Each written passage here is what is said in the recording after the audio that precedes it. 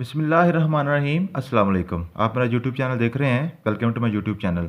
आज हम बात करने लगे हैं पंजाब पब्लिक सर्विस कमीशन या फेडरल पब्लिक सर्विस कमीशन में बार बार जो क्वेश्चन विरासत के कानून के मुतालिक पूछे जाते हैं।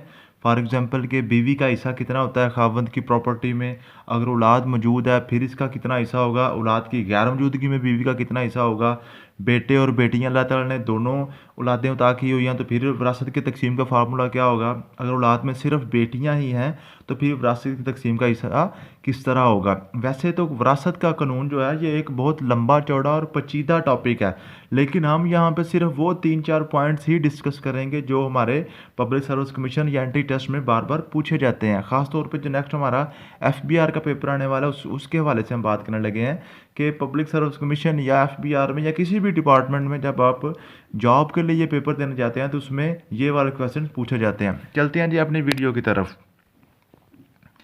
सबसे पहले जी मैं आपको बता दूं कि आपने जब विरासत के कानून के मुतालिक क्वेश्चन याद करने हैं ना तो सबसे पहले आपने दो बातें याद करनी है।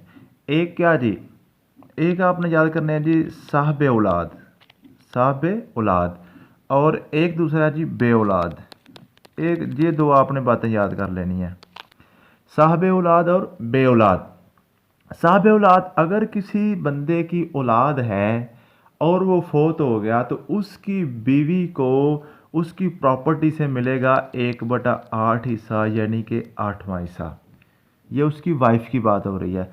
अगर बंदा बे औलाद है, उसकी औलाद नहीं थी, तो फिर उसकी बीवी को उसके फोत हो जाने के बाद उसको मिलेगा 1/4 हिस्सा, यानी कि चौथा हिस्सा।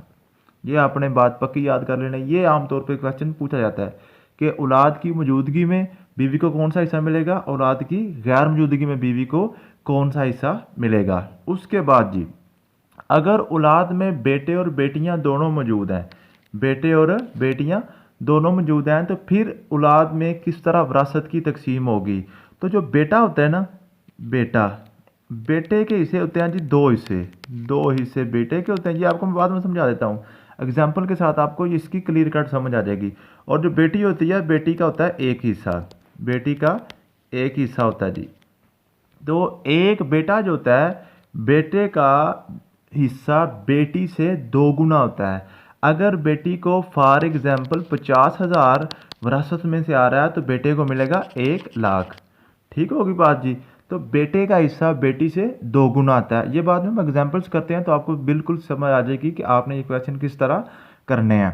उसके बाद जी, अगर औलाद में सिर्फ बेटियां ही हैं, बेटा नहीं है, अगर सिर्फ बेटियां हैं, सिर्फ बेटियां जी, तो बेटियों को मिलेगा प्रॉपर्टी का 2/3, यानी कि 2/3 हिस्सा, 2/3 हिस्सा मिलेगा बेटियों को। बाकी जो हिस्सा होगा, बाकी जो प्रॉपर्टी होगी वो किधर जाएगी, वो आपका टॉपिक नहीं है। वो पेरेंट्स को जाएगी, बहन भाइयों को जाएगी, वो आपको टॉपिक नहीं है। आपने सिर्फ ये 3-4 टॉपिक याद करने हैं। यही पेपर में बार बार पूछे जाते हैं कि औलाद की मौजूदगी में बीवी का हिस्सा कितना है, औलाद की गैर मौजूदगी में बीवी का हिस्सा कितना होता है, बेटों का हिस्सा कितना होता है, बेटी का हिस्सा कितना होता है। अगर सिर्फ बेटियां ही हैं, बेटे नहीं अल्लाह ताला ने दिए, तो फिर उनका हिस्सा कितना होगा। चलते हैं जी अपनी एग्जाम्पल्स की तरफ। सबसे पहला क्वेश्चन जी क्या है जी, a person left 4 lakh rupees in his property. अपनी प्रॉपर्टी में उसने 4 लाख रुपए छोड़े हैं। He left 4 sons, 2 daughters and his wife. 4 बेटे हैं उसके, 2 बेटियां हैं और एक उसकी बीवी है। How much amount will be given to. कितनी अमाउंट दी जाएगी वाइफ को, सन को, डॉटर को। ये आप देख लें जी। टोटल उसने छोड़े हैं जी 4 लाख रुपए। ये मैं थोड़ा सा क्लियर करके आपको बता देता हूँ, और जब ये क्वेश्चन आप कर लेंगे तो आपको क्लियर कट समझ आ जाएगी। टोटल अमाउंट उसने छोड़ी है जी 4 लाख रुपया। ठीक हो की बात। अब बेटे उसके हैं जी, एक उसकी बीवी है, बीवी का हिसाब ने निकालना है, और बेटे का हिस्सा निकालना है, और बेटी का हिस्सा निकालना है जी। ये आपने हिस्सा निकालना है और यही आपका क्वेश्चन है। टोटल है जी 4 लाख। बीवी का हिस्सा, सबसे पहले आप देखें बीवी के हिस्से की हमने 2 डेफिनेशन पढ़ी थी, साहब औलाद और बे औलाद। अगर औलाद है तो बीवी का कौन सा हिस्सा था, 1/8। तो बीवी को मिलेगा 4 लाख का 1/8। 1/8 ऑफ 4 लाख, 1/8 ऑफ 4 लाख। आपको पता है आपका मतलब क्या होता है? ज़रब होता है। आपका मतलब क्या होता है जी? ज़रब होता है।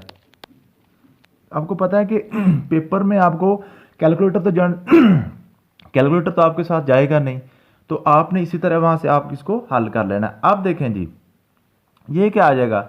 1/8 को आपने 4 लाख पे तकसीम कर देना है। तो 8 1 बार 8, 8 5 बार 40, तो ये 7 सिफर 3 50 का वैसे आएगा। तो बीवी का हिस्सा कितना आ गया जी? 50,000। बीवी को कितने बार मिल गए? 50,000। 4 लाख को 8 पे तकसीम करेंगे तो बीवी का हिस्सा निकलेगा 50,000। अब देखें, टोटल था 4 लाख, टोटल में से बीवी का निकल गया हिस्सा 50,000, बाकी कितने पैसे रह गए? बाकी रह गए जी 3,50,000। 3,50,000 बाकी बच गए। अब ये 3,50,000 हमने बेटे और बेटियों में तकसीम करने हैं। फिर मैंने आपको क्या बताया था? बेटे के हिस्से होते हैं 2, बेटियों का हिस्सा होता है 1। एक बेटी का 1 हिस्सा, एक बेटे के 2 हिस्से। अब टोटल बेटे बेटे कितने थे? 4 थे। बेटियां कितनी थी? 2 थी, जो हमने क्वेश्चन पढ़ा। अब एक बेटे के 2 हिस्से हैं ना, तो 4 बेटों के कितने हिस्से हो गए?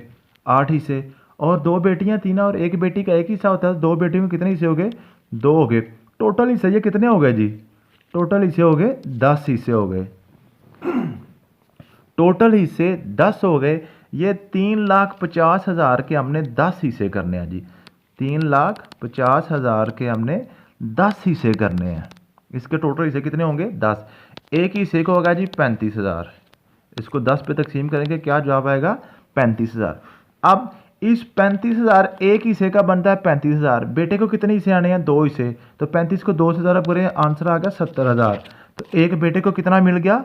70,000। और बेटी का हिस्सा कितना होता है? 1 हिस्सा होता है। तो बेटी को कितने मिल गया जी? 35,000।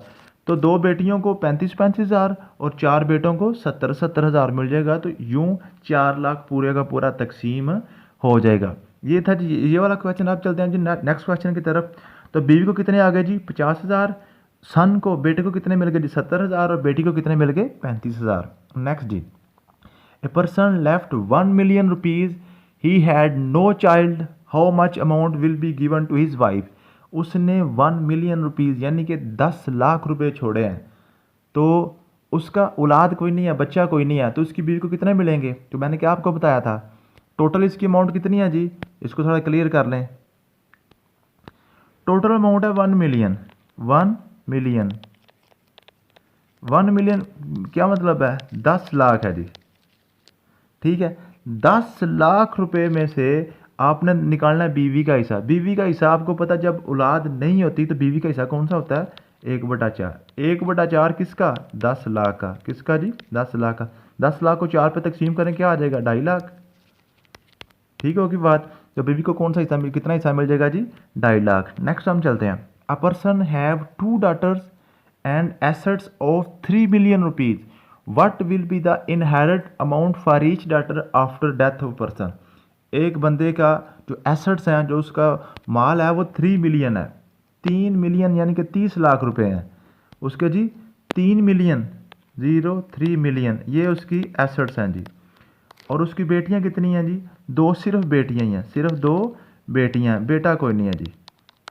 तो मैंने आपको क्या बताया था? अगर सिर्फ बेटियां हैं तो टोटल एसेट का 2/3 हिस्सा मिलेगा बेटियों को, बाकी सारा जो हिस्सा होगा वो पेरेंट्स और बहन भाइयों को चला जाएगा। आपने सिर्फ ये देखना है कि सिर्फ बेटियां हों तो 2/3 हिस्सा होता है। तो 3 मिलियन 30 लाख का 2/3, 30 लाख का 2/3 यानी कि 3 मिलियन का 2/3। तो 3 3 से काट के क्या बच गया? 2 मिलियन। क्या मतलब जी? 20 लाख रुपए बेटियों को मिल जाएंगे, एक बेटी को 10 लाख, दूसरी को 10 लाख।